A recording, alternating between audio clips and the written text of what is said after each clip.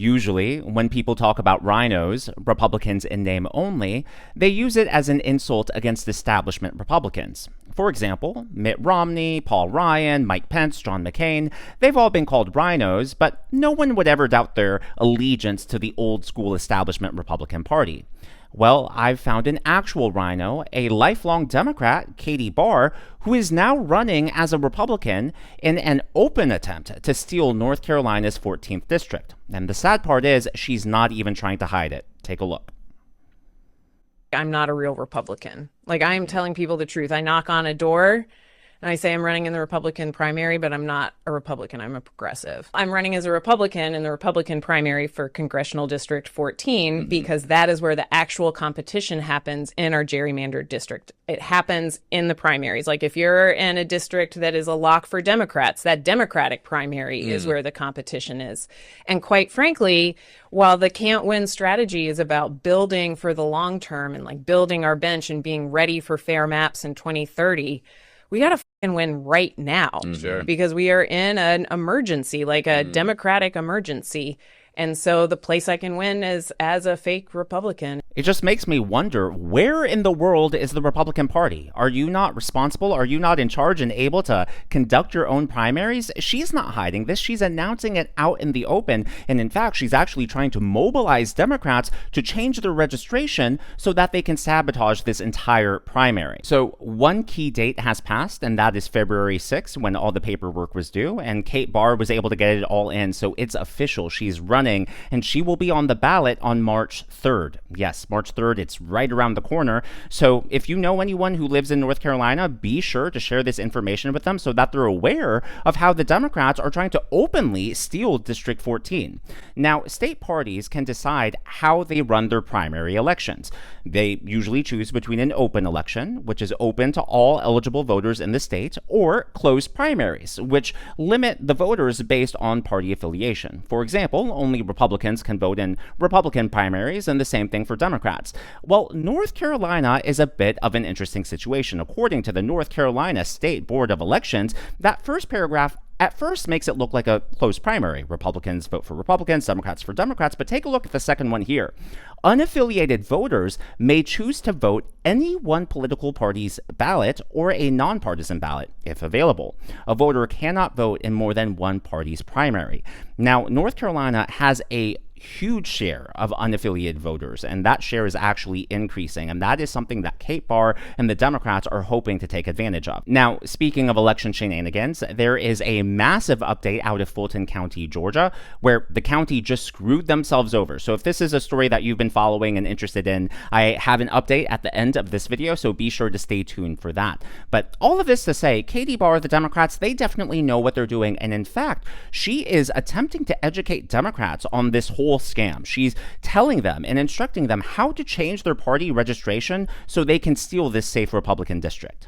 Good morning, class. I'm Kate Barr. In this class, you'll learn how to vote for me in the Republican primary, or as I like to call it, how to save our mother democracy. I thought you were a Democrat. I was, until I realized I could win and make good trouble. My values haven't changed. I'm just running in the Republican primary to fight these gerrymandered maps. Now, what's your registration? I'm a registered Republican. On March 3rd, you're just gonna go vote in the primary as you always would, except you're gonna vote for me. If you're sick of funding a representative who is using his power to line his own pockets while passing laws you don't even like. Now, you. No affiliation. You, my free-spirited friend, get to choose to vote on whichever ballot you'd like. Why don't I just vote for the Democrat? This district is gerrymandered out the wazoo. The only way to get rid of Tiny Tim Moore is to vote for me. Now, let's look at you. Harris sweater, slightly sad look, maybe totally despondent. How you doing, Democrat? Klobuchar, 2028. And she's delusional. Voting for me is just going to be a little bit more complicated. Democrats who want to vote for me need to change their voter registration to unaffiliated by February 6th. You can change your affiliation on the DMV website or at your local board of elections. Democrat, you ready for this election? Ready. Republican, are you ready? Ready. Unaffiliated. Could go either way. Oh, for sake. Okay, I'm ready. I'm ready too. Carpe diem, which is Latin for let's let's go win this election. The irony here, of course, is that she claims she's running to take a stand against gerrymandering. Supposedly, this is the only way she can win. Yet, she's the one manipulating loopholes. She's the one encouraging and facilitating Democrats to change their party ID in order to flip this seat. She's playing dirty here. She wants to win at all costs. So for her to say, oh, this is taking a stand against gerrymandering, no, you need to get off your high horse. If you're going to pull this sort of tactic, you have no leg to stand on. By the way, District 14 is considered a very safe Republican seat. According to the Cook Political Report and pretty much every other outlet, it is a solid Republican, not just for this cycle, but it has been for the last few decades. In fact, in 2024, the Republican Tim Moore won District 14 by about 17 percentage points. So that means if Kate Barr actually wins the Republican primary, a Democrat's going to win that either way. Either they vote for a Republican, her, and she's really a RINO, she's a Democrat, or they vote for the Democrat. It is a lose-lose situation for the voters in that district. So again, what is she exactly taking a stand for? She's just attempting to manipulate the entire situation, and it actually gets worse because guess what? Kate Barr ran for election last year and lost, but you'll notice here she ran North Carolina State Senate District 37. Now she's running in District 14. So let me get this straight. She couldn't win as a Democrat in District 37, so she's attempting to win as a fake Republican in District 14. Someone, please, make that make sense.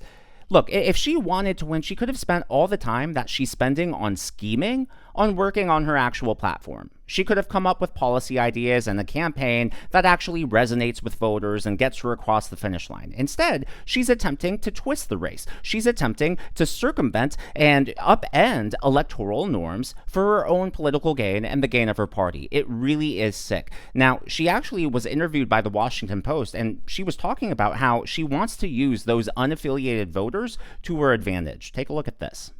So this strategy to run as a Republican, because the only vote that matters in a gerrymandered district is the primary. Mm-hmm. You're going to be running as a Republican. What does that actually practically mean? So there are two parts to that question. Yeah. The first thing to understand is the way that primaries work in North Carolina is we have registered Republicans, registered Democrats, and then unaffiliated voters. Yeah. And registered Democrats have to vote on a Democratic primary ballot. I won't be on that. Registered Republicans have to vote on the Republican primary ballot. I will be on that. And then unaffiliated voters get to pick which party's ballot they want to vote on. When you look at this district, which is 544,000 people, 38% of those voters are registered unaffiliated. Oh, wow. Because North Carolina voters are actually pretty savvy about this stuff, and they understand that as an unaffiliated voter, you can choose where your vote's going to go based on where you can actually have a say. So the idea here is that maybe you can get some of these unaffiliated voters to come out and vote for you in a Republican primary. Absolutely. Is your message? And again, if she ends up winning that Republican primary, it's just a lose-lose for the voters in that district. So I definitely feel sorry for everyone there. While what she's doing may technically, legally be allowed, it's definitely against the spirit of elections. It's definitely against the spirit of what this primary process is supposed to do. So it might not be what most people would call cheating, but I think it definitely is the spirit of cheating here. Now, as I alluded to at the very start of the video, speaking of cheating, there is a massive update coming out of Fulton County in Georgia. But before we get to that, I would like to acknowledge the members of today's Governor's Club. They are Ding Japing, Moon Fairy, The Herrings, and Bob Paul. These are people who give tips and super thanks to the channel. I am so glad that you're here and am glad that you enjoy.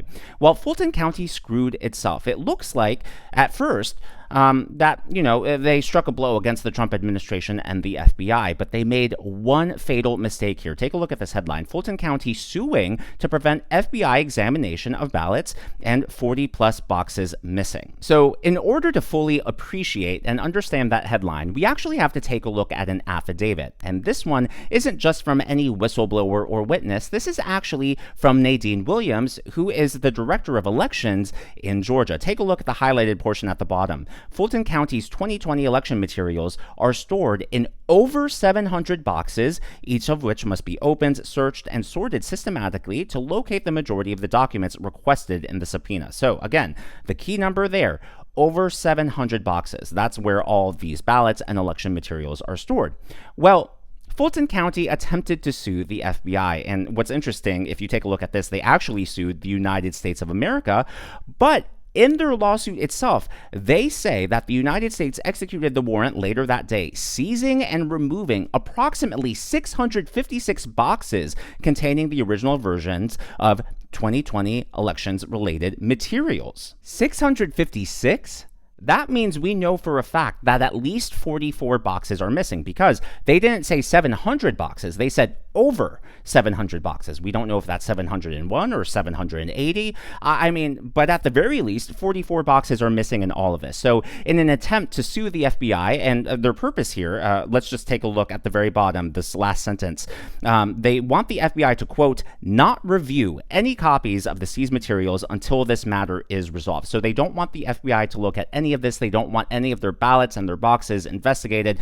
Well, that's an odd look. That sounds like the action of someone who has something to hide. And here's the thing, they could have played along, they could have been present, they could have just handed everything over and cooperated. Instead, everything they're doing is raising more questions than answers. I guess the good news is they're exposing their own inconsistencies. As always, though, all of this is just my analysis and commentary. That's what's happening in the world of politics from my point of view, and I would love to hear from you. So how worried are you about Kate Barr? Are you worried that a lot of people are just going to vote for whatever Republican they see or whatever name they recognize? Or do you have faith that most primary voters are educated and informed voters? Let me know your thoughts on that down in the comments below. There's been no polling data on North Carolina District 14, so I have nothing to share. Personally, I am worried that a lot of people, she's run before, so hopefully many people are aware of her shenanigans, but I could also see, people just seeing the R next to her name and saying, I don't know anything about her, but I recognize the name from somewhere, and maybe just voting for her. I think that this is a very dangerous play that she's making, and could potentially have ramifications, not just for this election, but for years to come, if people from both parties attempt to do this. So obviously very against it, and I hope that someone in the overall GOP establishment in the state is paying attention and figuring out, hey, how can we prevent this in the future? So again, let me know down in the comments. Are you worried about her in North Carolina, or do you think she doesn't stand a chance? If you haven't already, please be sure to leave me a thumbs up. I know it's a simple thing to ask for, but it really does help me reach more viewers like you in the algorithm. Be sure to smash that subscribe button and to check out one of these videos.